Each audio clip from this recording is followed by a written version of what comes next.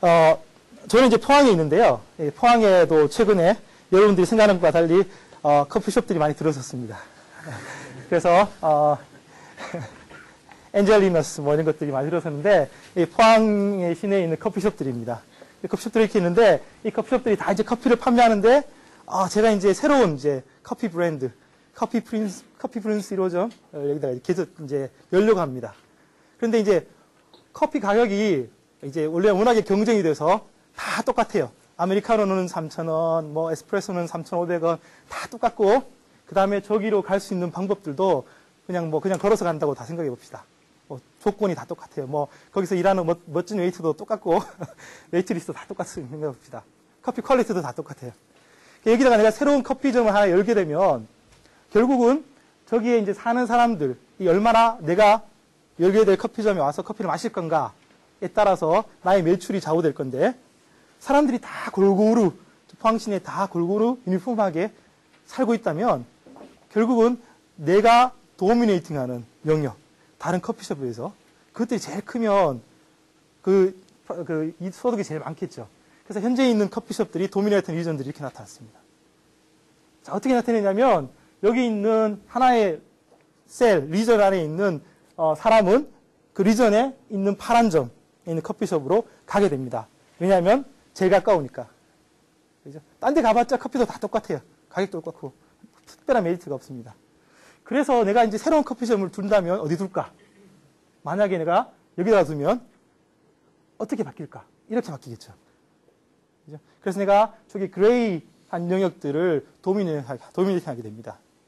만약에 내가 여기다 두면 이렇게 바뀌게 됩니다. 그럼 결국은 내 문제는 어디다가 이 커피점을 오픈해야지 제일 많은 영역을 저렇게 그레이 영역으로 차지할 수 있을 건가? 이런 문제가 되죠. 이게 바로 아주 유명한 보르노이 다이그램이라는 구조입니다. 보르노이라는 사람, 러시아 수학자인 것 같은데 그 사람이 이제 만들어내는 구조인데 이것들에 대해서 한번 배워봅시다. 그래서 어떤 커피숍 점 두 개가 사이트라고 부릅니다. P와 Q라는 사이트가 두 개가 있으면 이 사이트 두 개를 가지고 정의할 수 있는 것들이 몇 가지 있습니다. 먼저 이제 바이섹터라는 걸, 바이섹팅 라인이죠. P와 Q 사이의 바이섹팅 라인은 이 PQ를 연결하는 라인 세그먼트에 퍼펜디클러 하면서 각각 PQ로부터 같은 거리에 있는 점들의 집합. 이게 이제 바이섹트가 됩니다. P에 대해서, 점 P를 고려했을 때 Q에 대해서 도미네이팅하는 하프플레인이 있습니다. 하프플레인들은 바로 이런 점들의 집합인데요. 수학적으로 굳이 표시한다면 점 X들의 집합인데 어떤 X냐면 P까지의 거리가 Q까지의 거리보다 짧은 그런 점들의 집합입니다. 그죠? 그러면 P의 보르노이 리전은 어떻게 표현되냐면 이러한 도미네이팅 하프플레인들의 인터섹션으로 표현됩니다. 그죠? P 주위에 있는 P를 제외한 나머지 각각의 사이트에 대해서 내가 도미네이팅 하프플레인들을 정의하고 그 하프플레인들을 인터섹션하면 P가 도미네이팅하게 하는 보르노이 리전이 생기게 됩니다. 자, 그러면 각각의 점들마다 보르노이 다이그램에서는 각각의 점들마다 하나의 리전을 가지게 되고 그 리전은 당연히 커넥티드 되어 있을 거고요. 그 다음에 각 리전을 자세히 보면 다 컨벡스입니다. 바운더리가. 이러한 아주 좋은 성질을 만족하기 때문에 보르노이 다이그램은 자연 세계에 있는 어떤 현상들을 잘 표현할 뿐더러 우리가 알고리즘을 이용해서 해결하려고 하는 문제들을 잘 해결할 수 있는 어떤 구조를 만들어줍니다. 그것들에서 한 번씩 배워보겠습니다. 자, 자연현상에서 이 기린인데요. 기린의 이 모양들이 잘 보면 마치 보르노이 다이그램처럼 생겼습니다. 이게 세상에서 제일 뚱뚱한 기린입니다. 그래서 보르노이 다이그램처럼 생겼습니다. 버섯 뒷면을 보면 이게 잘 이게 분할이 되어 있죠. 3차원 보르노이 다이그램 일부입니다.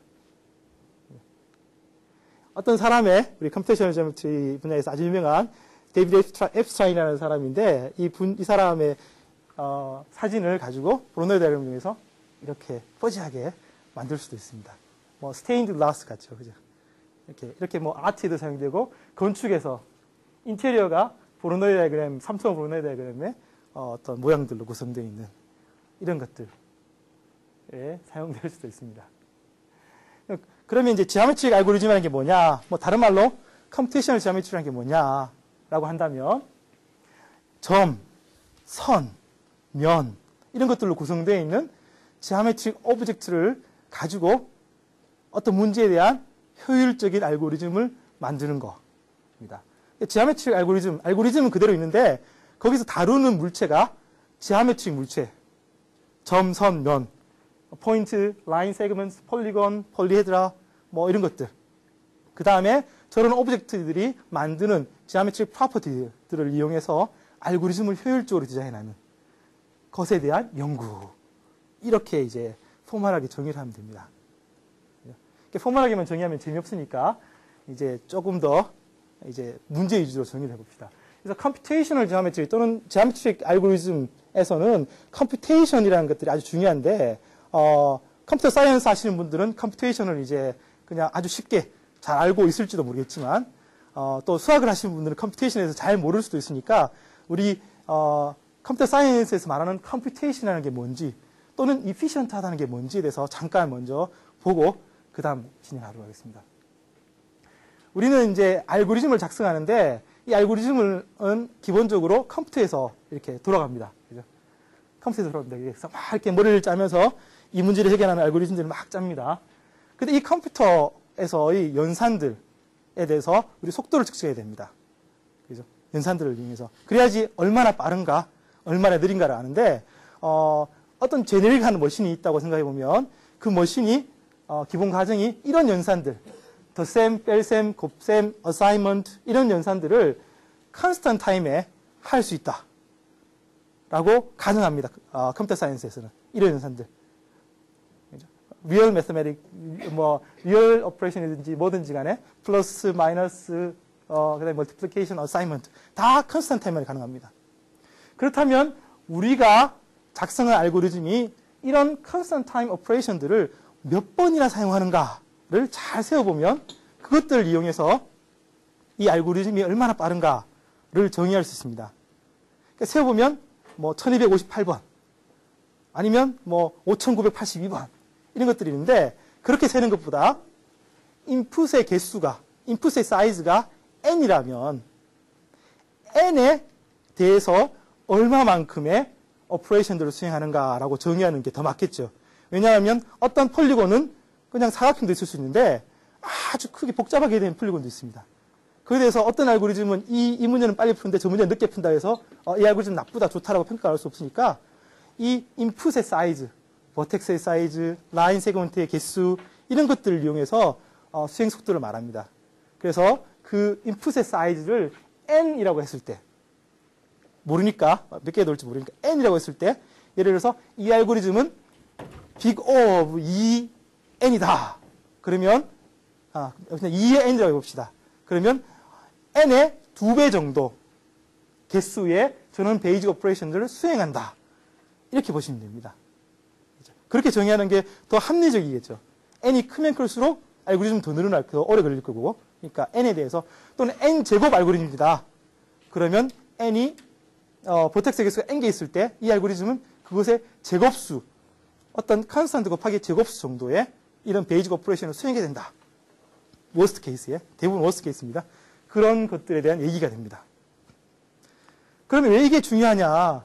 왜 이게 중요하냐면 efficiency라는 데서 중요합니다. 이 알고리즘이 얼마나 efficient하냐, 효율적이냐.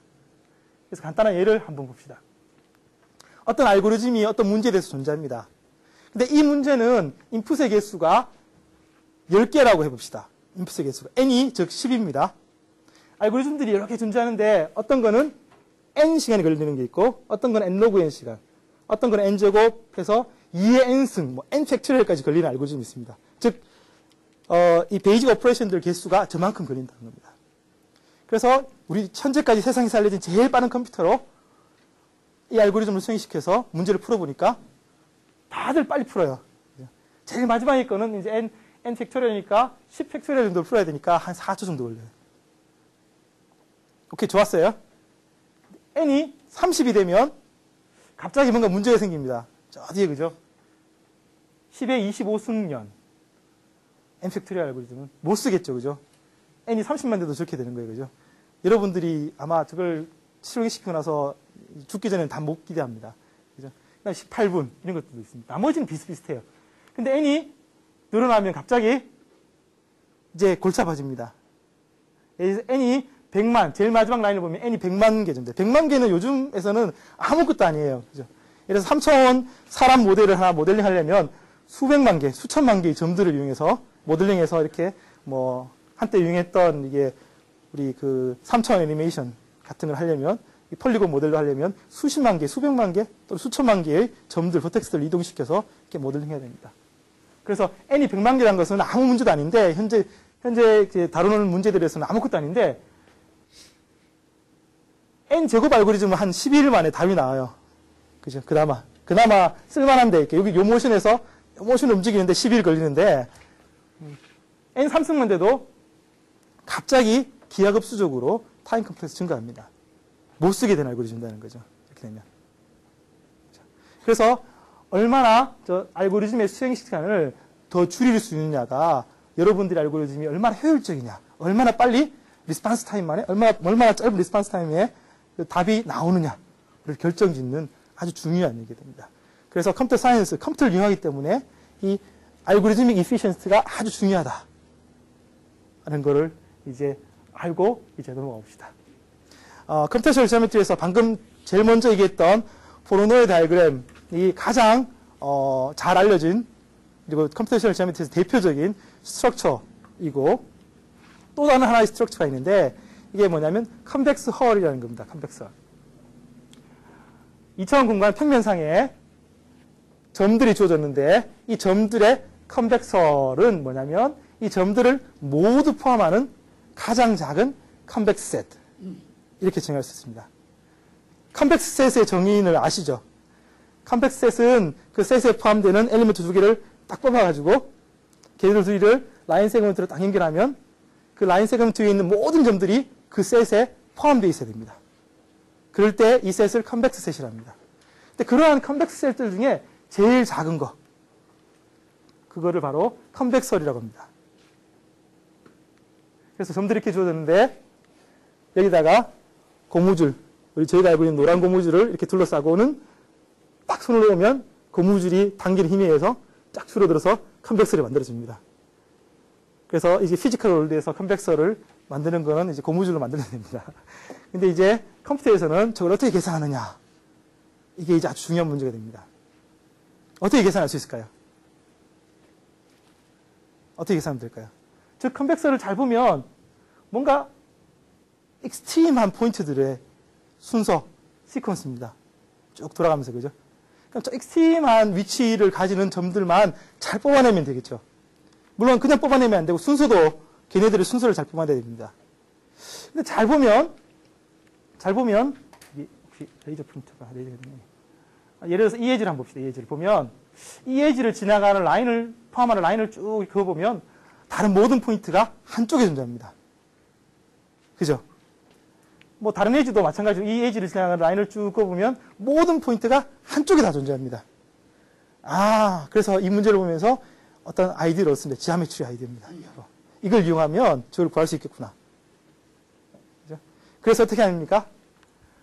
n개의 포인트가 있으면 저기서 2개를 뽑아냅니다. 2를 지나는 라인을 그어봅니다. 2개가 있어야 되겠죠, 라인을 그리면. 나머지 포인트들이 한쪽에만 다 존재하는지 봅니다. 한쪽에만 다 존재하면, 이 두 포인트는 컨벡설의 에지가 되는구나. 그래서 찾아냅니다. 만약에 안 그러면 버립니다. 그럼 되겠죠. 자, 알고리즘, 여러분들 아이디어를 이용해서 풀었습니다. 자, 그러면 얼마나 걸릴까요? 여기 이제 efficiency 문제가 나옵니다. 얼마나 걸릴까요? 자, 몇 개의 페어가 있을까요? 포인트들의 페어. n choose 2. 일단 n 제곱 정도 됩니다. 그죠? 뽑았어요. 라인을 긋는 거야. 그냥 그을 수 있죠. 금방 컨스탄트 타임에. 모든 포인트들이 한쪽에 다 존재하는지 테스트 해야 되죠. 또다시 한 n 정도의 시간이 들어갑니다. 그죠? n 3승 만에 이 문제 해결할 수 있습니다.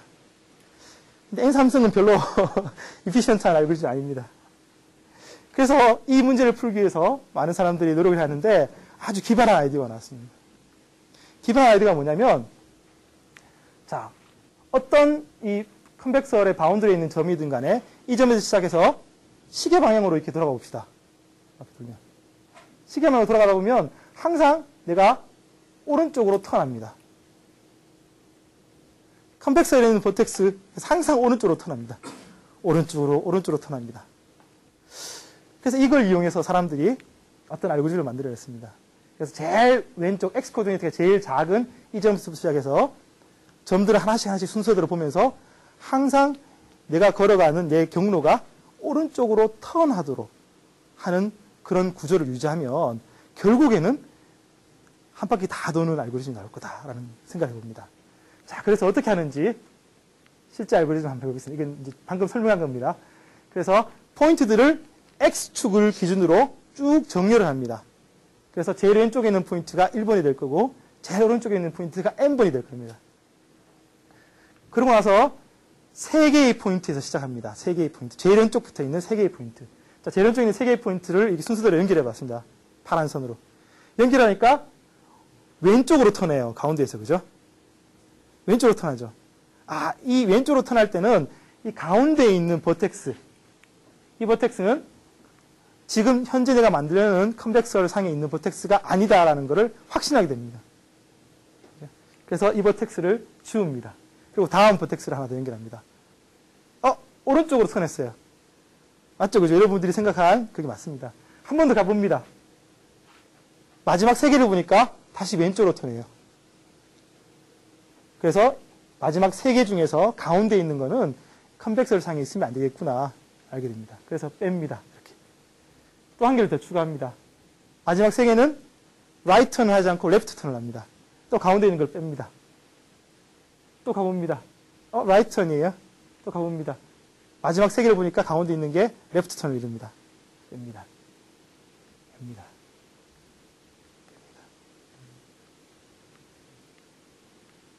이렇게 진행합니다. 이렇게 진행해서 끝까지 가면 위쪽 컨벡설이 나옵니다. 아래쪽 컨벡설은 전체를 180도 뒤집어가지고 다시 한 번 더 해보면 됩니다.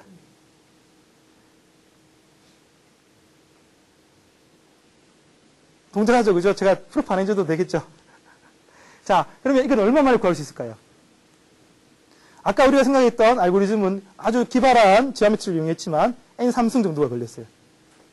앞에 있는 상수 팩트는 뭐 무시해도 됩니다. 이건 얼마 정도 걸릴까요? 먼저 포인트 셋을 정렬해야 됩니다. 정렬하는 거는 N-log N 정도 시간에 할 수 있다고 알려졌습니다. 정렬하고 나면 어떻게 합니까? 정렬되어 있는 것들을 한 번씩 순서대로 방문하면서 마지막 3개의 버텍스가 레프트 턴을 이루는지 봅니다. 레프트 턴을 이루면 그 포인트를 뺍니다. 그죠? 한번 빠진 포인트는 다시는 여기에 못 들어갑니다. 물론 이제 뒤집어서 할 때는 더 들어갈 수 있겠지만 위쪽으로 갈 때는 못 들어갑니다. 그죠? 한번 빠지면. 그죠? 그죠? 그러면 빠진다는 테스트를 몇 번 할까요? 한 버텍스당. 자기가 빠져야 되는지 안 빠져야 되는 테스트 몇 번 할까요? 몇 번 할까요? 몇 번 할까요? 제일 처음에 있는 포인트는 당연히 컨벡서를 되니까 안 하겠죠. 제일 왼쪽에 있는 포인트. 그죠? 제일 오른쪽에 있는 포인트도 당연히 컨벡서를 되니까 안 하겠죠. 그 사이에 있는 포인트들. 최소한 한 번씩은 합니다. 그죠? 한 번씩 합니다. 또 몇 번 할까요? 그 다음에 한 번씩보다 더 늘어나는 경우. 바로 앞에 게 레프트 턴을 해가지고 지워졌기 때문에 한 번 더 테스트 해야 됩니다. 그죠? 그쵸? 그 테스트는 그 지워진 놈한테 딱 차징을 하는 겁니다. 그죠? 딱 차징을 하면 지워진 놈에 다 차징이 됩니다. 근데 지워지는 거는 버텍스당 한 번밖에 안 지워지거든요. 그죠? 그래서 버텍스당 최대 2번씩 차징이 됩니다. 그죠? 그래서 우리가 하는 베이직 오퍼레이션, 왼쪽에 있느냐, 오른쪽에 있느냐, 이 오퍼레이션을 이용해서 그 오퍼레이션이 몇 번 되느냐? 2n번, roughly speaking, 2n번 정도 됩니다. 그래서 n-log n 시간에 쫙 정렬이 되고 나면 저 정렬된 리스트를 순서대로 가면서 찾으면 n 시간에, 즉 다른 말로 리니어 타임에 컨벡서를 찾을 수 있게 됩니다. n3승에 대해서, 그러니까 두 개를 더하면 이제 n-log n이 되겠죠. n-log n이 이제 도미네이팅 하는 거니까. n-log n이 n보다 크니까. n-log n이 도미네이팅 하게 되는데, n3승에서 n-log n이 얼마나 좋은지 조금 전에 슬라이드에 보셨죠. n이 100만만 넘어서면 n3승 알고리즘은 못 푸는 문제가 되고, n-log n 알고리즘은 1초 안에 답이 나옵니다. 이렇게 큰 차이를 만드는 알고리즘입니다. 여기서 어떤 지오메트릭 옵저베이션은 아주 이피션트한 알고리즘을 제공해주고 어떤 것들은 좋은 옵저베이션이긴 하지만 별로 좋은 이피션트한 알고리즘을 제공해주지는 않습니다. 또 다른 문제를 한번 가보도록 하겠습니다. 라인 세그먼트 인터섹션이라는 문제가 있습니다. 평면상에 n개의 라인 세그먼트들이 있습니다. 평면상에. 이 라인 세그먼트들이 서로 이렇게 인터섹션 할 수 있습니다. 최악의 경우에는 이 라인 세그먼트들이 예를 들어서 뭐 이렇게 할 수 있죠. n개의 버티컬 라인 세그먼트, 2분의 n개의 호리존탈 라인 세그먼트를 두면 하나의 라인 세그먼트마다 2분의 n개씩 인터섹션을 하니까 최대 n제곱개 정도, 약, 그죠? 앞에 컨스탄트 무시하고 약 n제곱개 인터섹션이 생길 수도 있습니다. 그죠? 근데 이걸 이제 풀려면 이렇게 생각해 볼 수 있겠죠. 아까처럼 라인 세그먼트 두 개를 뽑아내서 둘이 서로 인터섹트 하는지, 인터섹트 하면 카운트 하나, 얘 둘이 인터섹트 한다 해주면 되겠죠. 몇 개의 페어가 존재합니까? n제곱개. 테스팅은 금방 할 수 있겠죠. 4개의 끝점을 가지고 얘네들이 서로 교차하는지 안 하는지. 그러니까 베이직 오퍼레이션에 해당됩니다. 그래서 컨스탄트 말할 수 있습니다. 그래서 n제곱 시간에 라인 세그먼트 인터섹션을 다 구해낼 수 있습니다. 워스트 케이스에서는 옵티멀합니다. 왜? 방금 보였잖아요. 그죠? n제곱 개의 인터섹션이 존재할 수 있다. 근데 이 알고리즘은 n제곱 시간 안에 다 찾아내잖아요. 그죠? 그래서 워스트 케이스는 옵티멀 할 수 있습니다. 그런데 실제로 이 라인 세그먼트들이 잘 이렇게 분포되어 있어가지고 모든 페어들이 다 인터섹션을 하질 않고 일부들끼리 서로 인터섹션하고 뭐 그렇다면 그런 환경하에서 n제곱의 시간을 들여가지고 이걸 다 계산할 필요가 없을 수도 있습니다. 그래서 이 그림만 보더라도 인터섹션은 딱 2개밖에 없는데 라인 세그먼트는 하나, 둘, 셋, 넷, 다섯, 6개니까 좀 많이 해야 되죠. 그죠? 6의 제곱. 이만큼 해야 되는 거예요. 그죠? 이걸 이제 효율적으로 계산하는 알고리즘이 있는데, 지오메트리 알고리즘인데, 그 알고리즘을 뭐라고 그러냐면, output sensitive 알고리즘을 부릅니다. output, 여기서는 number of intersection. number of intersection에 sensitive하게 그 알고리즘의 수행 시간이 결정되는 알고리즘을 말합니다. 즉, K를 이 라인 세그먼트들의 인터섹션 개수라고 한다면 이 알고리즘은 K에 디펜던트하게 돌아갑니다. 물론 N제곱보다는 빨라야 됩니다. N제곱보다 빨라야 되지만 K 디펜던트하게 돌아가는 그런 알고리즘을 만들 수 있습니다. 어떻게 만드는지 이제 한번 설명해 보겠습니다. 물론 지오메트리를 이용합니다. 네. 자, 이렇게 N개의 라인 세그먼트를 보면 이 라인 세그먼트 각각의 끝점, 양끝점이 있겠죠. 끝점들은 2N개가 있을 겁니다. 그죠? N개의 라인 세그먼트니까 이 2N개를 가지고 잘 정렬을 합니다. 기본적으로. 그래서 N로그 N 시간은 들어갑니다. 정렬을 쭉 합니다. X축을 기반으로. 그죠? 이렇게 정렬을 쭉 합니다. 그렇고 나서 내가 뭘 하냐면 여기 빨간 라인이 하나 있습니다. 이게 바로 버티컬한 라인인데 Y축에 평행한 버티컬 라인인데 스윕 라인이라 부릅니다. 스윕 라인이라 부르는 이유는 이게 이 평면을 쭉 스윕해 갈 거기 때문에 스윕 라인이라 부릅니다. 이 스윕 라인은 이제 실제로는 가상 라인이고 알고리즘에서는 이제 실제로 뭐 이걸 뭐 메인테인해서 그래피컬하게 이렇게 움직이지 않습니다. 가상 라인입니다. 알고리즘을 설명하기 위해서. 이 스윕 라인 상에는 어떤 데이터 스트럭처를 하나 유지를 하는데 밸런스드 바이너리 트리라는 데이터 스트럭처를 유지합니다.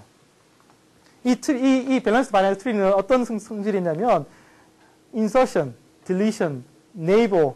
그러니까 insertion은 저기 트리에다가 하나의 새로운 포인트를 집어넣는 거.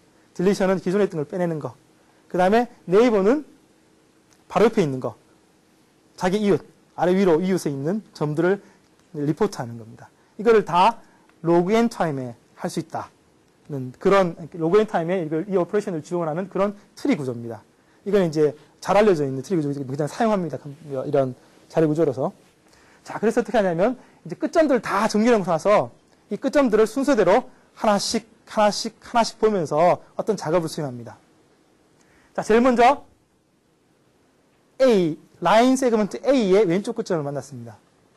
왼쪽 끝점을 만났으니까 이 밸런스드 바이너리 트리에다가 A를 인서트합니다. 자, 지금은 이제 이 라인이 A 하나만 남았어요. 세그먼트. 그러니까 인터섹션을 뭐 체크할 필요는 없습니다. A 하나밖에 없으니까. B를 만났습니다. 이제 두 번째 이벤트. 소팅되어 있으니까 바로 다음 이벤트가 뭔지 알겠죠? B를 만났습니다. 이제 B를 집어넣습니다. 그래서 순서가 B, A 이렇게 순서가 됐습니다. 자, 라인 세그먼트 두 개가 있으니까 이 둘 사이에 인터섹션이 생길 수 있겠죠. 그리고 두 개는 서로 인접합니다. A와 B는 서로 이 밸런스 바이너리 트리에 보니까 서로 인접하다고 되어 있어요. 그래서 A와 B 사이에 인터섹션이 있는지 테스트를 합니다. 아까처럼 조금 전에 했던 것처럼 인터섹션 테스트는 컨스턴트 타임이 되죠. 그죠? 찾아냈어요. 여기 인터섹션 하는 점, 이 점을. 찾아내고는 아까 우리가 정렬한 엔드포인트들이 정렬되어 있는데 그 리스트에다가 얘를 쏙 집어넣습니다. 순서에다가. 즉 이벤트 리스트에다가 얘를 해당하는 이벤트 위치에다가 집어넣습니다. 그래서 하나를 찾았어요. 하나를. 그 다음 C를 만납니다. C의 왼쪽 끝점을 만납니다. 그러면 C의 위치를 따라서 트리에다가 인서트를 하는데 하고 나서 보면 A와 C가 인접해집니다. 이 인접하다는 것은 C가 들어갔기 때문에 원래 B 아래쪽은 없었는데 C가 들어갔기 때문에 이제 B와 C가 서로 이웃이 됩니다. 이웃이 되면 인터섹션이 생길 수도 있습니다. 그래서 B와 C, 죄송합니다. A와 C 사이에 인터섹션이 있는지를 테스트합니다. 없죠. 그래서 인서션을 하지 않고 다음 이벤트로 넘어갑니다. 다음 이벤트는 바로 이 크로싱 이벤트입니다. 그죠? 아까 우리가 찾았죠, 벌써. 좀 전에. 그러니까 이벤트 큐에 있으니까 다음 이벤트는 뭐냐 물어보니까 이벤트 큐에서 저 인터섹션이다 알려주는 겁니다. 자, 저렇게 인터섹션이 생기면 지금 빨간 라인, 스윕 라인이 조점을 딱 넘어서면 둘 사이의 순서가 바뀌죠. 그죠? A와 B가 서로 순서를 바꿉니다. 그죠? 그래서 순서가 어떻게 되냐면 A, B, C가 됩니다. 아까는 B, A, C였는데 지금은 A, B, C가 됩니다. 그러면 이웃이 바뀌죠. 자, A 위에는 아무 세그먼트가 없으니까 이웃이 바뀌더라도 A는 새로운 이웃이 없어요. 근데 B는 C가 새로운 이웃이 됐죠. 자, 새로운 이웃이 됐기 때문에 B와 C 사이에 인터섹션이 있는지 테스트를 합니다. 그죠? B와 C 사이에. 없네요. 그러니까 안 찾을 필요 없어요. 그죠? 다음으로 넘어갑니다. 자, A 세그먼트의 오른쪽 엔드포인트를 만났습니다. 자, 무슨 일이 벌어지나요? A가 이 트리에서 사라지게 됩니다. 그죠? 더 이상 이 트리에 나타나지 않죠. 그죠? 사라지게 됩니다. 사라지면 갑자기 또 이 트리에 구조에 변화가 생깁니다. B와 C가 이웃이 됩니다. 이웃이 되면 크로싱을 하는지 안 하는지, 인터섹션을 하는지 안 하는지 다시 테스트를 해야 됩니다. 그렇죠? 그래서 B와 C가 서로 인터섹트를 하는지 안 하는지 테스트를 해보게 됩니다. 죄송합니다. 틀렸네요. B와 C는 원래 이웃이었네요. 그냥 A만 빠진 거죠. 그죠? A만 빠졌기 때문에 이웃의 변화가 없습니다. 그래서 그냥 넘어갑니다. 아무 변화 없습니다. 제가 착각했네요. 다음 이벤트 D를 만납니다. 새로운 게 들어왔습니다. D를 만났기 때문에 D로 인해서 생기는 변화가 있죠. D의 아래쪽에는 아무 세그먼트가 없지만 D의 위쪽에 C가 있죠. 그죠? 그래서 이제 D와 C가 다시 이웃이 됩니다. 그래서 이웃이니까 서로 인터섹션이 있는지 테스트를 합니다. 없어요. 좋아요. 그죠? 그래서 넘어갑니다. E를 만났습니다. 이 위쪽에는 세그먼트가 없으니까 이 아래쪽에 있는 세그먼트와 다시 이웃이 됐겠죠. 아래쪽에 있는 거는 B니까 E와 B가 서로 크로싱하는, 인터섹션 하는지 테스트를 합니다. 그죠? 다음. C 세그먼트가 빠집니다. 빠지면 지금까지 이웃이지 않았던 B와 D가 이웃이 됩니다. 그래서 B와 D 사이에 인터섹션인지 있는지 테스트를 합니다. 그래서 이렇게 계속 진행을 하면서 마침내 여기 오면 F와 D가 이웃이 됩니다. 그죠? 그래서 F와 D가 서로 인터섹션이 있는지를 테스트합니다. 그죠? 여기에 키 옵저베이션이 뭐냐면 두 세그먼트가 인터섹션을 하려면 그 인터섹션 하는 시점 바로 전에는 둘이가 서로 이웃이어야 된다는 사실입니다. 바로 전에는 이웃이어야지만 둘이가 인터섹션 할 수 있다는 사실입니다. 그 사실을 이용해서 둘이가 이웃이 될 때마다 그 둘 사이에 인터섹션 여부를 테스트하게 됩니다. 그래서 이렇게 끝까지 진행시키면 이 라인 세그먼트들의 인터섹션을 모두 다 찾아내게 됩니다. 이 알고리즘을 수행시키면 타임 컴플렉시티는 이 정도가 됩니다. 왜 이 정도가 되는지 한번 살펴보겠습니다. 첫 번째 n-log n이라는 것은 엔드 포인트들을 쭉 정렬하는데 소요된 시간입니다. 그죠? 두 번째 k-log n이 어떤 건지 한번 봅시다. k는 인터섹션의 개수죠. 그죠? 자, 우리가 이웃이 되어서 그 두 이웃 사이에 인터섹션이 있는지를 테스트를 했습니다. 많이 했죠. 근데 언제 하냐면 딱 두 가지, 크게 말하면 세 가지 이벤트에서 테스트했습니다. 제일 먼저 어떤 세그먼트에 첫 번째 엔드포인트가 들어왔을 때, 그죠? 첫 번째 엔드포인트가 새로 들어오면 그 엔드포인트 위쪽, 아래쪽으로 보고 네이버들이 서로 인터섹트하는지 테스트했습니다. 두 번 했어요. 그죠? 두 번째 종류는 뭐냐면 이 세그먼트의 두 번째 엔드포인트가 사라질 때, 그때는 네이버 테스트를 몇 번 합니까? 한 번만 하면 됩니다. 그죠? 이전에 이 사라지는 놈 때문에 이웃이 아니었던 것들이 사라지니까 이웃이 됐죠. 한 번만 하면 됩니다. 그죠? 그 다음에 또 해야 되는 때가 있어요. 어떤 때냐면 인터섹션이 있었을 때. 인터섹션이 있으면 인터섹팅하는 두 라인 세그먼트가 서로 위치를 바꿉니다. 그러니까 이 바꾸는 놈들이 새로운 이웃이 생기죠. 반대편에. 위로 올라가는 놈은 위쪽에 이웃이 생기고 아래쪽으로 내려오는 놈은 아래쪽에 이웃이 생깁니다. 그래서 다시 인터섹션 테스트를 두 번 해야 됩니다. 그죠? 그래서 총 몇 번 합니까? 2n 곱하기 한 두 번 정도. 그죠? 더하기 2k. 이렇게 하죠. 앞에 2n 곱하기 2라는 것은 엔드 포인트가 2n개 있고 엔드 포인트 이벤트마다 최대 두 번씩 테스트를 한단 말입니다. 2k라는 것은 크로싱, 인터섹션이 k개가 있고 각 인터섹션마다 두 번씩 테스트를 하면 된다는 겁니다. 그래서 2n, 4n 정도가 있죠. 4n 플러스 2k 정도의 테스트만 됩니다. 서로 이웃인지. 이웃 테스트는 로그 n 시간 걸리죠. 그죠? 이웃 테스트에서 크로싱 하는 거는 컨스턴트 타임이에요. 그죠? 그래서 4n 로그 n 앞에 이미 big of n 로그 n에 들어가는 거고 2k 로그 n은 뒤에 이제 big of k 로그 n에 와 있습니다. 그죠? 물론 앞에 n 로그 n에는 인서션, 딜리션도 다 들어 있습니다. 이렇게 하니까 big of n 로그 n 더하기 big of k 로그 n 시간 안에 라인 세그먼트 인터섹션을 할 수 있습니다. 이것들은 언제 유용하냐면 인터섹션의 개수가 적을 때, n제곱보다 현적이 적을 때 아주 유용한 알고리즘입니다. 물론 이것보다 좀 더 어드밴스된 데이터 스트럭처를 이용하면 n 로그 n 플러스 k만의 이 문제를 할 수 있습니다. k에 붙어 있는 로그 n 팩터가 뺄 수 있습니다. 그래서 n 로그 n 플러스 k니까 워스트 케이스 옵티멀 알고리즘, 최악의 경우에는 워스트 케이스 옵티멀 알고리즘 n 스퀘어만큼 들어가고 그보다 적은 수의 인터섹션을 가질 때는 이게 훨씬 빠르게 됩니다. 그래서 이런 알고리즘을 아웃풋 센시티브 알고리즘으로 부르는데 또한 지오메트리를 이용한 알고리즘입니다.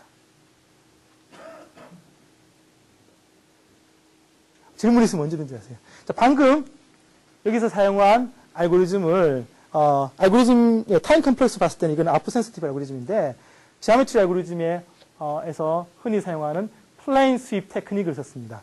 이렇게 버티컬 라인이 쭉 스윕한다고 생각하고 가상으로 그것들이 순서대로 스윕하면서 어떻게 바뀌는지를 이렇게 표현하는 게 플레인 스윕 알고리즘입니다. 이 플레인 스윕 알고리즘은 보로노이 다이어그램, 앞에서 커피숍으로 든 이 보로노이 다이어그램을 계산하는 데도 사용됩니다. 그래서 n개의 포인트들이 플레인에 있을 때 이것들을 이제 버티컬하게 호리존탈한 플레인 스윕 라인으로 쭉 지나가면서 이 보로노이 셀들을 구할 수 있습니다. 잘 안 보이지만 보로노이 셀들은 모두가 다 확정되는 건 아니고 요까지만 여기서 이게 스윕 라인이라면 스윕 라인에 대해서 각각 사이트들이 이렇게 파라볼릭 커브를 만들도록 이렇게 요까지는 확정이 된 거고 비치 라인이라고 하는데 비치 라인 밑으로는 아직 더 사이트가 나올 수도 있으니까 스윕 라인 밑으로 사이트가 있을 수도 있으니까 그 사이트를 보고 점점 더 확장해 나가는 그런 식으로 이 보로노이 다이어그램을 구할 수도 있습니다.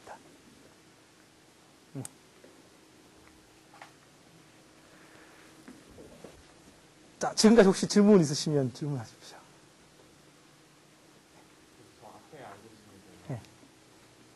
다른 것보다 제가 궁금한 것은 이벤트 큐를 관리를 할 때 인터섹션이 음. 섹션에서 음. 인터섹션이 있으면 새로운 이벤트를 추가를 해야 음. 되는데 음. 결국 인터섹션이 K개라고 하면 이벤트 큐에 K의 맞아요. 게 엘러먼트가 맞아요, 맞아요. 예, 예, 예. 어차피 인서션이니까 이벤트 큐를 어떻게 관리하느냐도 마찬가지로 그 이슈가 돼요. 마찬가지로 이벤트 큐도 인서션 딜리션을 그렇게 줄여서 할 수도 있어요. 컴프레싱해서. 예, 맞아요. 그래서 여기서 이벤트 큐에 대한 내용은 뺏는 이유는 이벤트 큐는 지오메트릭한 그런 것들이 아니라서 일부러 뺐습니다. 예, 맞습니다. 좋은 질문이었어요.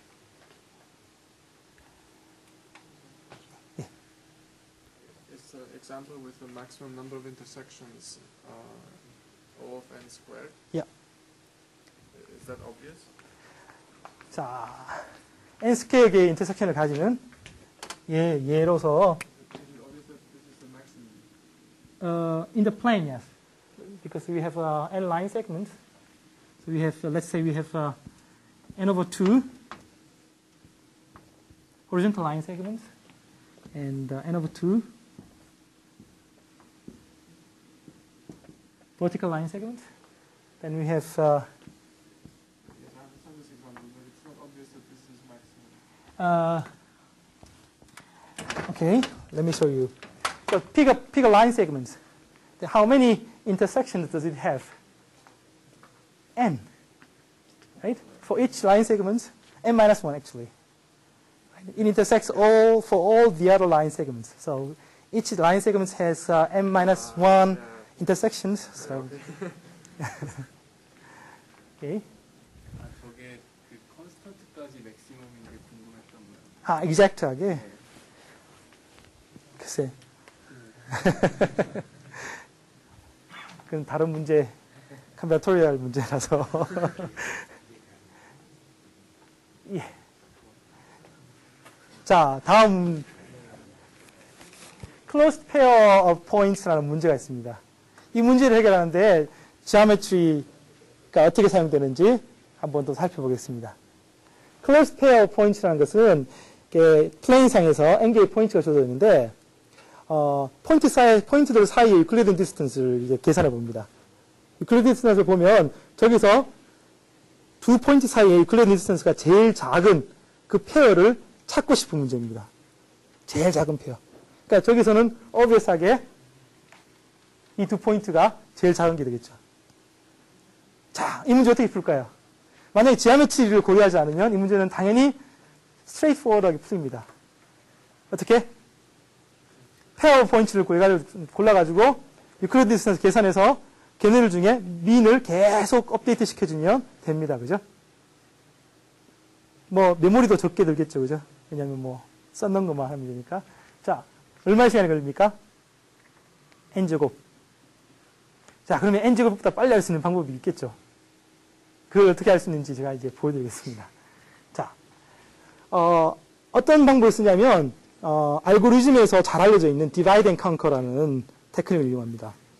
divide and conquer라는 테크닉은 뭐냐면 전체 문제의 사이즈가 이만하다면 그 문제를 둘 또는 셋 이상의 그룹으로 나눠가지고 각각의 나눠진 문제를 리커시브하게 다시 풉니다. 그래서 그 결과들을 가져와가지고 결과들을 잘 이용해서 전체의 결과를 얻어내는 게 디바이드 앤 컨커 알고리즘입니다. 그래서 오늘 이거를 들으시면서 디바이드 앤 컨커 알고리즘에 대한 것들도 이제 배우시게 될 겁니다. 자, 이 문제 같은 경우는 미디언을 찾습니다. 어떤 미디언이냐면 각 포인트들의 코디네이터가 있을 건데 x 코디네이터를 기준으로 해서 딱 가운데라는 게 뭐냐면 n개의 포인트가 있으면 2분의 n번째쯤 있는 포인트를 찾아냅니다. 그죠? 뭐 x 코디네이터 상의 전체의 이 스팬의 절반은 아니고 개수로서 딱 중간쯤에 있는. 그래서 전체 포인트 셋의 개수가 여기 한 2분의 n개 정도, 여기에 2분의 n개 정도 있도록 딱 찾아냅니다. 이 찾는 거는 리니어 타임, 즉 n만에 찾을 수 있습니다. 셀렉션 알고리즘 중에서 n만에 찾을 수 있습니다. 찾아서 이 두 각각의 서브셋 포인트를 L 그리고 R이라고 말합니다. 그러고 나서는 L 문제 풀고, R 문제 풀고, 그 다음에 풀려진 결과를 이용해서 전체 문제를 해결합니다. 자, L 문제는 어떻게 풀까요? L 문제는 L에 포함된 포인트들 사이에 가장 작은 유클리언 디스턴스를 가지는 페어를 찾아내는 겁니다. 그죠? R 문제 똑같이 R에 포함되어 있는 포인트들에 대해서 가장 작은 유클리언 디스턴스를 가지는 페어 포인트를 찾아냅니다. 그냥. 그죠? 그래서 그런 알고리즘이 존재한다고 가정해 봅시다. 그래서 우리는 각각 찾아내는 그 디스턴스를 이게 D min L, D min R 이렇게 정리를 했다고 합시다. 그래서 찾아냈어요. 그럼 이 D min R, D min L을 이용해서 해야 될 게 하나 더 있습니다. 어떤 걸 해야 되냐면 왼쪽에 있는 즉 L에 속한 한 포인트와 R에 속한 한 포인트들 사이의 거리들을 이제 고려해야 됩니다. 왜? 아까 그거를 빠뜨렸기 때문에. 민 디스턴스를 이루는 페어는 둘 다가 L에 속할 수도 있고 둘 다가 R에 속할 수도 있고 또는 하나는 L, 하나는 R에 속할 수도 있겠죠. 둘 다 L에 속하는 거는 아까 여기서 풀었고 둘 다 R에 속하는 것도 아까 여기 풀었으니까 이제 제 세 번째 케이스 하나는 L에 하나는 R에 속하는 걸 풀면 됩니다. 그래서 한 포인트 여기 있는 거에 대해서 이쪽에 있는 다른 포인트들이랑 거리를 계산해주는 그런 방식이 될 건데 그걸 아주 효율적으로 할 수 있습니다. 그걸 한번 살펴보겠습니다. 그래서 이 D min L, D min R을 각각의 문제를 해결했을 때 미니멈 디스턴스라고 해봅시다. 그러면 무슨 타임커피가 나왔는데 그럼 이게 아까 내가 미디언으로 나왔던 라인입니다. 그래서 두 개 중에서 두 개의 미니멈 밸류 L에 대한 미니멈 밸류, R에 대한 미니멈 밸류 중에서 더 작은 밸류를 취합니다. 그죠? 왜? 그보다 더 큰 밸류가 이 둘 사이의 미니멈이라면 고려할 필요가 없으니까. 그죠? 그죠? 이보다 조금 전에 했던 그 두 밸류 중에 미니멈보다 혹시라도 더 작은 미니멈이 있으면 그게 새로운 답이 되겠지만 그렇지 않다면 고려할 필요가 없겠죠. 그래서 둘에서 미니멈을 고려합니다. 이렇게. 둘 사이에서. 자, 그러고 나서는 이 라인의 왼쪽에 있는 한 점을 고려해 봅니다. 왼쪽에 있는 한 점. 이 점이 오른편에 있는 점들과 이루는 거리가 방금 얘기한 이거 미니멈보다 작으려면 오른쪽에 있는 포인트는 이 영역 안에 다 존재해야 됩니다. 그렇죠? 이 영역 안에 존재해야 됩니다. 자, 그렇다면 이 알고리즘의 핵심은 도대체 이 영역 안에 몇 개의 점이 들어갈 수 있을까? 핵심입니다. 몇 개의 점이 들어갈 수 있을까요? 오른쪽에 있는 점들 사이에 제일 가까운 거리는 D min R이에요. 이 반지름은 D min R, D min L 둘 중에 미니멈이에요. 여기에 많은 포인트가 들어갈 수는 없겠죠. 왜? 가까이 있으면 D min R이 잘못된 값이겠죠. 그죠? 가까이 막 패킹할 수 없겠죠.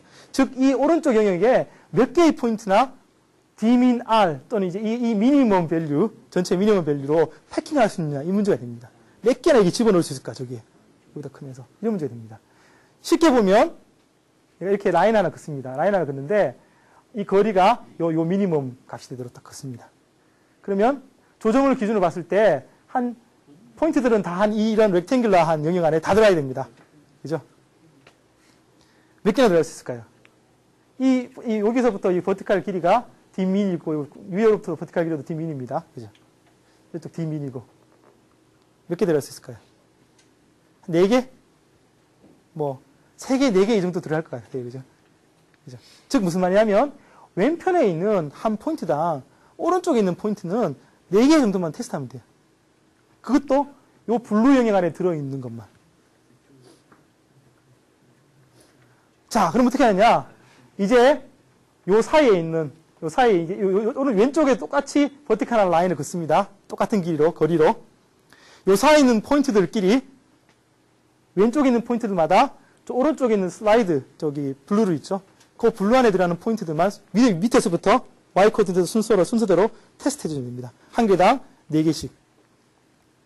그죠? 순서대로. 즉, 뭐냐면 왼편에 나타나는 포인트들을 Y 코드에서 쭉 소팅하고 나서 걔네들을 하나, 제일 밑에 있는 놈이랑 4개, 그 다음이랑 4개, 그 다음 놈이랑 4개, 4개씩, 4개씩, 4개씩 테스트하면 됩니다. 자, 왼쪽에 포인트가 2분의 n개 있겠죠. 2분의 n개당 4개씩 하니까 2n번만 테스트하면 되죠, 최대. 그죠? 그죠? 소팅을 Y 코드로 쭉 해놓으면, 소팅을 일단 nlogn의 시간 하고 나면 2n번 만에 closed pair를 찾아낼 수 있습니다. 만약에 존재한다면. 저 안에서.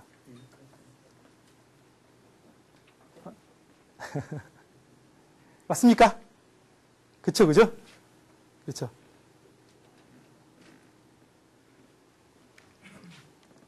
예, 질문 있으면 하십시오. 지금 하셔야 됩니다. 혹시나 여기서 이해를 잘 못하시는 거 있으면.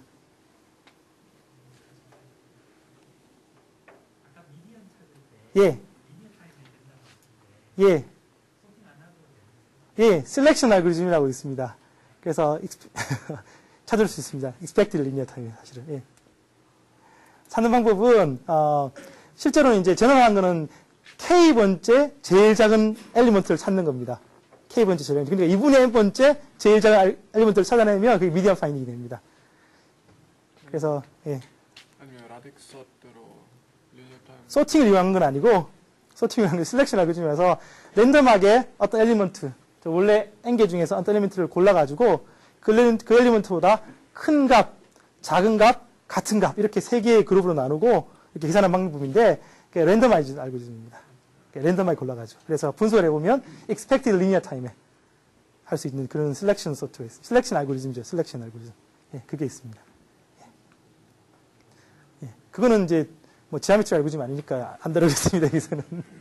예. 그래서 이 전체 알고리즘의 타임 컴플렉시티는 이게 디바이드 앤 컨커 알고리즘입니다. 디바이드 앤 컨커 알고리즘의 타임 컴플렉시티는 이렇게 보통 나타냅니다. 점화식 또는 뭐 리커런스 레이션이라고 부르는데 n개의 포인트가 주어졌을 때 타임 컴플렉시티는 알고리즘이 실제로 2개로 나누죠. 전체 포인트 셋을. 2개로 문제를 나누고 난 다음에 2개로 나누는데 n시간 걸립니다. n시간 안에 2개로 나누고 난 다음에 각각을 해결하는데 걸리는 시간. 똑같은 t를 썼습니다. 대신에 n만 줄이고요. 근데 이 문제가 L이 될 수도 있고 R이 될 수도 있으니까 2번 씁니다. 그래서 이게 2 곱하기 T의 N/2 이렇게 썼습니다. 쓰고 나서 문제를 해결합니다. 리커시브하게. 그 다음에 해결한 문제를 이제 멀지할 때 지금 방금 설명했던 이 방법을 씁니다. 얼마 만에? order of n 만에. 그래서 이거를 이제 리커런스 레이션이라고 그러는데 이거를 이제 뭐 확장을 하든지 확장을 하셔보면 이렇게 nlog n이 된다는 걸 아실 수 있을 거고 아니면 마스터 세어럼이라고 있습니다. 그걸 적용하면 nlog n이 나온다는 걸 알 수 있습니다. 그래서 전체의 수행 시간은 nlog n이 됩니다. 왜 그러냐면 문제의 사이즈는 2분의 n으로 줄어들고 아래쪽에 2개씩 생깁니다. 즉 제일 위에는 n개의 사이즈가 가지는 문제가 하나 있고 거기서 파생된 2개의 문제 2분의 n개의 사이즈가 가지는 2개의 문제가 있고 또 파생된 4분의 n개를 가지는 2개의 문제가 있고 그래서 얼마만큼 가냐면 로그 n번 밑으로 이제 뎁스가 내려갑니다. 그러니까 로그 n번이 끝나면 문제의 사이즈는 1이 됩니다. 트리비얼한 문제가 됩니다. 그래서 그 문제를 해결하고 위로 올라오는데 각 레벨별로 얼마의 시간이 걸리냐면 n분의 시간이 다 걸립니다. 왜냐하면 제일 위에서부터 보시면 왼쪽 문제, 오른쪽 문제가 각각 2분의 n개, 2분의 n개인데 그것들을 멀지 하는데 n시간이 걸립니다. 2분의 n 시간 걸리고 2분의 n 시간이 걸리니까 두 개 합치면 n시간이 걸립니다. 그래서 레벨별로 n분의 시간이 걸리기 때문에 전체 뎁스 로그 n 각 레벨별로 n분의 시간 따라서 nlog n이 됩니다. nlog n이라고 이 표현할 수 있습니다. 자, 이제 2개의 문제가 나왔습니다. 2개의 문제를 더 살펴보면서 지하메트리 알고리즘이 어떻게 지하메트리를 이용하는지 보겠습니다. 점들이 다시 플레인 위에 n개가 주어졌는데 이 점들을 제가 몇 개의 그룹으로 나누고 싶어요. 몇 개의 그룹으로. 예를 들어서 K개의 그룹으로 분할을 하고 싶은데 이 분할하는 방법은 뭐냐면 이 그룹들 사이에 스페이싱이라고 합니다. 스페이싱이 최대가 되도록. 즉 가까이 있는 놈들은 같은 그룹에 집어넣고 좀 떨어져 있는 놈들은 서로 다른 그룹에 속하도록 그렇게 만드는 걸 가지고 클러스팅이라고 부릅니다. 포멀한 정의를 이제 하겠습니다. 포멀한 정의를 어떻게 하냐면 이렇게 정의할 수 있습니다. 스페이싱이라는 것은 서로 다른 클러스터에 있는 페어 포인트들 사이의 민 디스턴스를 말합니다. 즉 여기 그림에서 보는 것처럼 만약에 이 포인트 셋을 이렇게 하나, 둘, 셋, 네 개의 그룹으로 그룹핑을 했다. 그런다면 이것도 이거는 디스턴스가 되겠죠. 그죠? 이 둘 사이의 거리는 이 둘 사이의 거리로 디스턴스를 할 수 있고 이 둘 사이의 거리로 디스턴스를 할 수 있는데 이러한 서로 다른 클러스터에 있는 모든 어떤 페어 포인트에 대한 거리들 중에서 최소의 거리를 스페이싱이라고 부릅니다. 이 경우에는 이 둘 사이의 거리가 스페이싱이 됩니다.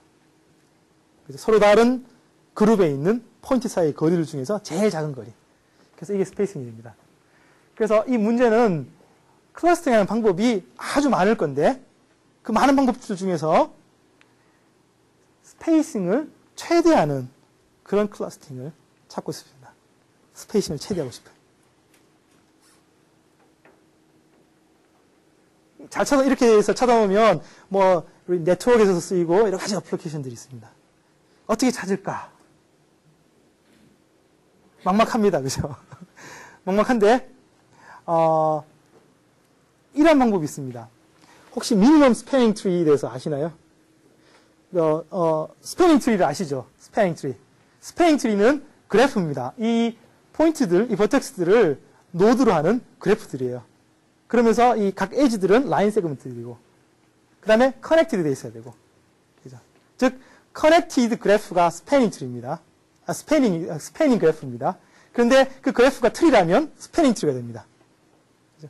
그런데 그러한 스패닝 트리 중에서 에지 길이의 합이 최소가 되는 스패닝 트리를 미니멈 스패닝 트리라고 부릅니다. 에지 길이 합이. 어떻게 구하는지, 뭐, 크루스칼 알고리즘, 프림스 알고리즘, 뭐, 리버스 크루스칼, 뭐, 많이 있습니다. 근데, 스패닝 트리와 뭔가 관련 있는 문제입니다. 보시면. 자, 보시면. 스패닝 트리. 보실 겁니다. 자, 어떻게 구하느냐. 이 문제는 이렇게 구합니다. 먼저, 두 페어 포인트들 사이의 거리들을 다 소팅했다고 생각해 봅시다. 페어 포인트는 n 스퀘어가 있습니다. 그러니까 n 스퀘어 로그n 시간에 페어 포인트의 거리를 다 소팅했습니다. 그러서 이것들을 순서대로 연결합니다. 즉 여기서 요 페어가 제일 짧은 거리이기 때문에 제일 먼저 연결합니다. 그 다음 요 페어를 연결합니다. 즉 연결할 때는 서로 다른 클러스터에 있는 두 포인트를 연결합니다. 그래서 제일 먼저 시작은 n개의 포인트가 있으며 우리가 n개의 클러스터가 있다고 가정합니다. 각각 한 포인트가 각각의 클러스터입니다.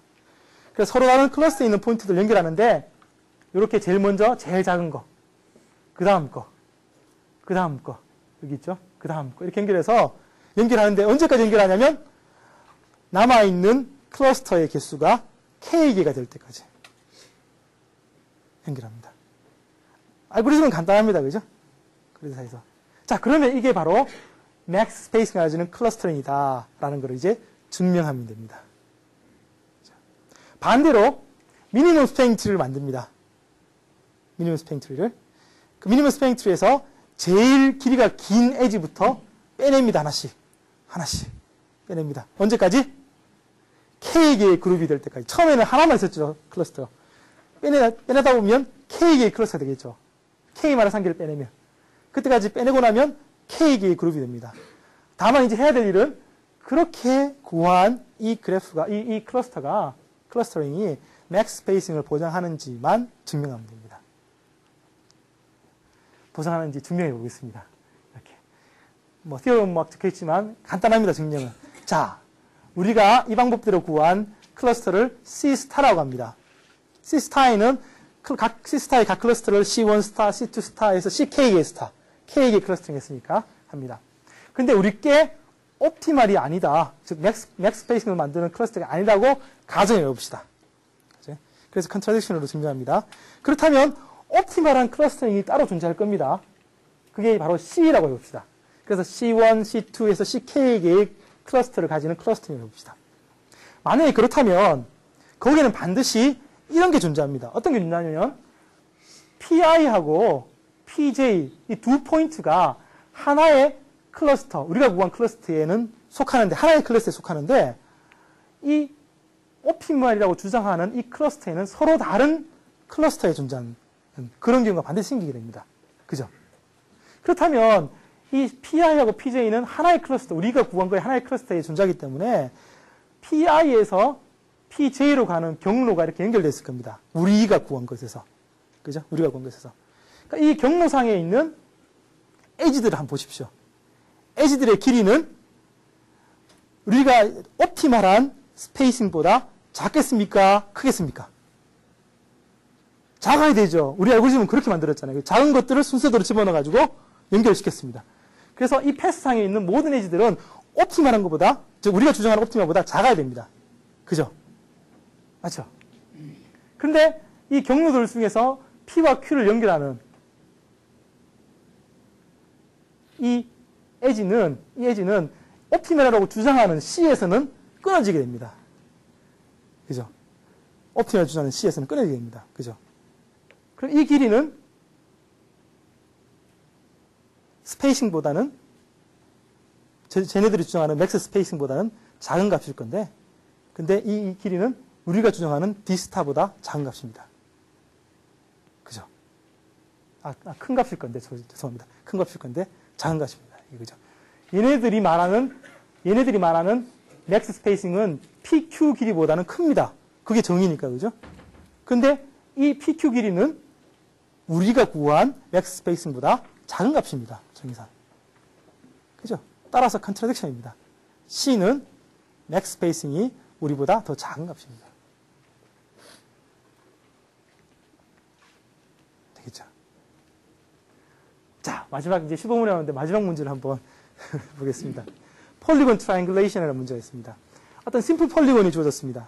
물론 여기서 이제 기본 가정은 홀이 없다고 일단 가정해 봅시다. 홀이 있으면 훨씬 복잡해지기 때문에 홀이 없으면서 심플 폴리곤이 있습니다. 이렇게. 이 심플 폴리곤 내부에다가 다이고널을 이렇게 집어넣을 수 있습니다. 다이고널은 버텍스들을 서로 연결하는 라인 세그먼트입니다. 버텍스들을. 근데 이 다이고널은 당연히 이 폴리곤 내부에 존재해야 밸리드합니다. 내부에 존재하는 이런 밸리드한 다이고널들을 연결해가지고 이 폴리곤을 트라이앵글들의 유니언으로 표현하고 있습니다. 그것을 폴리곤 트라이앵글레이션이라고 합니다. 다이고널을 집어서 다이고널을 서로 크로싱하면 안 됩니다. 그죠? 크로싱하면 안 되죠. 디스조인트한 트라이앵글들의 유니언이 바로 이 심플 폴리곤을 되도록 만들고 싶습니다. 어떻게 하면 될까요? 방법은 엄청 많습니다. 몇 개의 폴리곤 트라이앵글레이션이 여기에 존재할 건가라는 것은 내일 토크 중에 하나에 나올 겁니다. 그래서 그런 질문은 내일 하시고 이제 트라이앵글레이션 어떻게 할 건가 한번 생각해 보시면 간단하게 이 에지, 이 다이고널을 연결하면 얘 때문에 밸리드한 다이고널이 안 되기 때문에 트라이앵글레이션을 못 합니다. 그래서 어떤 사람들이 이렇게 트라이앵글레이션하는 방법을 제안했는데 제안하는 방법이 어떻게 해야 되냐면 이거를 이제 어떤 라인을 기준으로 해서 이렇게 플랜 수입처럼 버티컬한 라인을 가지고 쭉 수입하면서 세 개를 만나면 연결하고 세 개를 만나면 연결하고 뭐 이런 방식들이 있습니다. 근데 그 방식으로 하면 시간이 오래 걸립니다. 그래서 훨씬 더 간단하면서 빠르게 트라이앵글레이션 할 수 있는 방법을 이렇게 설명해 드리도록 하겠습니다. 먼저 심플 폴리곤이 주어지면 심플 폴리곤을 그대로 트라이앵글레이션 하기는 상당히 복잡합니다. 그래서 이 심플 폴리곤을 아주 좋은 폴리곤들의 집합으로 나눕니다. 분할합니다. 어떻게 분할하냐면 모노톤 폴리곤이라는 것들로 분할합니다. 모노톤 폴리곤이라는 것은 어떤 폴리곤인데 내가 어떤 방향을 정하면 그 방향의 패러럴 라인들이 이 폴리곤을 하나의 커넥티드 컴포넌트로만 인터섹트 한다면 이거는 이 폴리곤은 그 방향에 대해서 모노톤하다 이렇게 얘기할 수 있습니다. 그래서 여기서는 호리존탈한 라인을 기준으로 해서 모노톤한 그런 폴리곤들로 분할하려고 합니다. 그래서 분할하는 방식은 호리존탈하게 모노톤해야 되니까 호리존탈한 모노토니스티를 방해하는 버텍스들이 있습니다. 그죠? 그 버텍스들을 먼저 찾아냅니다. 그래서 여기 빨간 버텍스 2개하고 파란 버텍스가 호리존탈한 모노토니스티를 방해하는 버텍스들입니다. 왜냐하면 이 버텍스들 주변에서 모노토니스티가 깨지니까. 그죠? 빨간 거는 저 빨간 라인을 지나는 호리존탈 라인을 생각해보면 두 개의 에지가 위로 나 있고 파란 것은 두 개의 인스턴트한 에지가 아래쪽에 있습니다. 그래서 빨간 거, 파란 거 이렇게 구분했습니다. 이 폴리곤을 트라피조이드로 쭉 나눕니다. 트래피조이드는 어떻게 나누냐면 버텍스마다 폴리곤 내부에 호리존털 라인 세그먼트를 이렇게 쫙 확장해가지고 폴리곤을 이게 스트립들로 쭉 나눕니다. 쭉 나누고 나서 이 빨간 점은 자기 바로 아래에 있는 스트립에 버텍스에 연결하고, 파란 점은 자기 바로 위에 있는 트래피조이드의 콘에 버텍스에 연결합니다. 간단하죠, 그죠? 이렇게 연결하고 나면 resulting 서브디비전이 모노톤 폴리곤들의 집합이 됩니다. 네, 모노토니스트가 다 깨졌으니까. 그래서 각각의 요거는 트라이앵글이니까 당연히 모노톤 할 거고요. 요 부분 호리존털 라인을 그어보십시오. 다 원 커넥티드 컴포넌트로 만납니다. 이것도 마찬가지입니다. 그래서 4개의 모노톤 폴리곤들로 이렇게 분할이 됐습니다. 자, 그러고 나서 어떻게 하느냐? 각각의 모노톤 폴리곤을 트라이앵글레이션 합니다. 따로따로. 그러면 끝납니다. 자, 그럼 각각의 모노톤 폴리곤들을 어떻게 트라이앵글레이션 하는지를 한번 살펴보겠습니다. 저기 세 번째 있는 요 폴리곤을 한번 보겠습니다. 자, 어떻게 하냐면 이 폴리곤이 이제 이렇게 호리존털한 라인을 기준으로 해서 모노톤하기 때문에 어떻게 하냐면 제일 위쪽에 있는 버텍스부터 시작해서 3개의 버텍스를 찾아냅니다. 어떻게 찾아내냐면 양쪽 제일 위에 있는 버텍스로부터 양쪽 이 패스를 따라가면 되죠. 그죠? 따라가면서 순서대로 하나, 둘, 3개를 찾아냅니다. 3개를 찾아내서 걔네들을 연결합니다. 다이고널로. 이 다이고널들은 항상 밸리드합니다. 그게 모노톤 폴리곤의 특징입니다. 이렇게 찾아냅니다. 연결합니다. 잘라내죠. 남은 것도 마찬가지로 모노톤입니다. 그래서 다시 잘라냅니다. 그래서 이렇게 순서대로 잘라내면 됩니다. 뭐 특별히 설명하지 않아도 이 잘라내는 방식은 오더 오브 n 만에, 만약에 n개의 버텍스가 있으면 n 만에 다 잘린다는 걸 알 수 있습니다. 그래서 먼저 심플 폴리곤을 모노톤 폴리곤들로 분할한 다음에 각각 모노톤 폴리곤들을 잘라냅니다. 근데 이 잘라내는 것들, 모노톤 폴리곤의 개수가 K개라면 전체의 잘라내는 개수, 수행 시간은 그냥 전체의 버텍스 개수에 리니어하겠죠. 그죠? 요 안에 들어가는 버텍스 개수, 이 안에 들어가는 버텍스 개수, 각각이 쉐어하는 게 딱 2개밖에 없습니다. 그죠? 그래서 전체의 타임 컴플렉스는 여전히 리니어가 됩니다. 즉, 모노톤 폴리곤들로 분할하는 데는 리니어 시간이 더 들어갑니다. 그죠? 왜냐하면 이게, 이렇게 띄워놓은 것들 다 찾아내야 되니까. 아까 모노톤스를 방해하는 것들을 찾아내야 되고, 걔네들 분할해야 되니까. 하지만, 모노톤 폴리곤들로 분할하고 나면, 각각의 모노톤 폴리곤들은 리니어 타임에 다 계산이 됩니다. 그래서 전체 시간은 리니어 타임에 이 폴리곤들을 트라이앵글레이션 할 수 있습니다.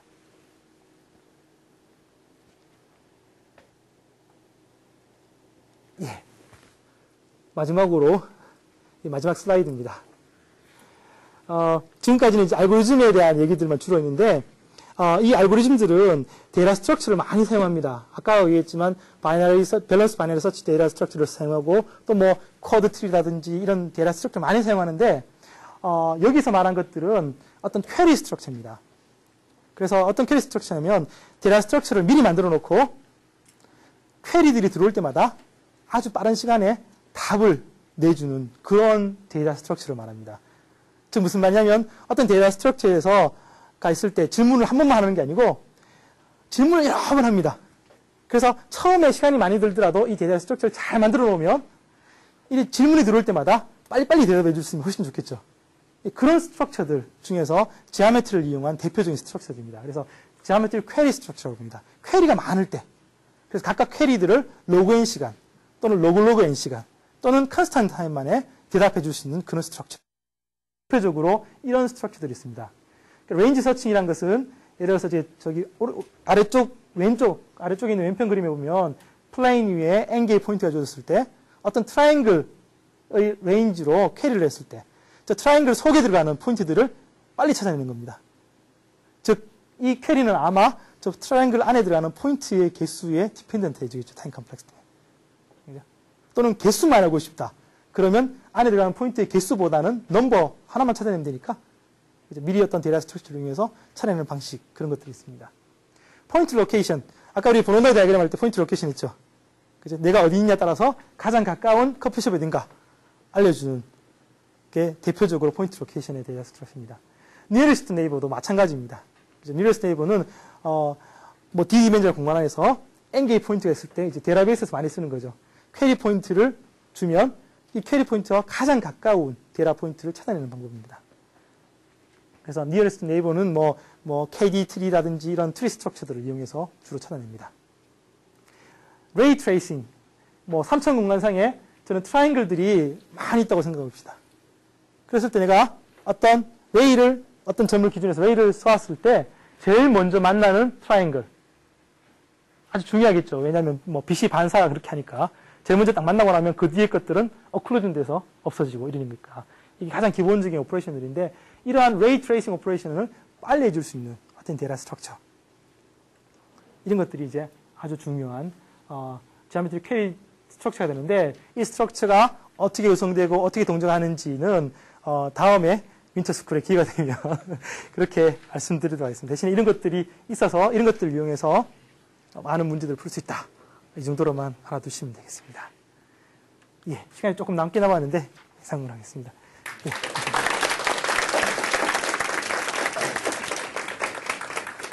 질문 있으시면 질문을 받겠습니다.